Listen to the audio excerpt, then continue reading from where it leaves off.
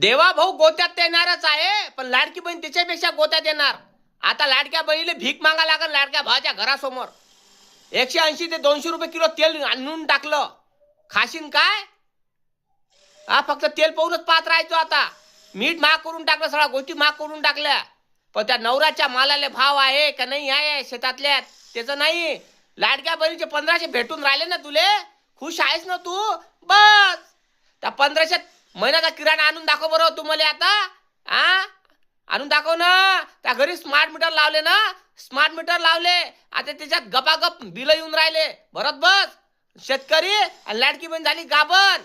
बस आता ढुंगाले नाही लावाले सापडून आली साबण, अशी गत आली. आता त्याला निवडून घे ना 1500 रुपये घे ना बाबाच्या ठिल्लो शंभळ्यात तोंडाचे दिलं निवडून त्या घे ना. आता बस बोंबलात.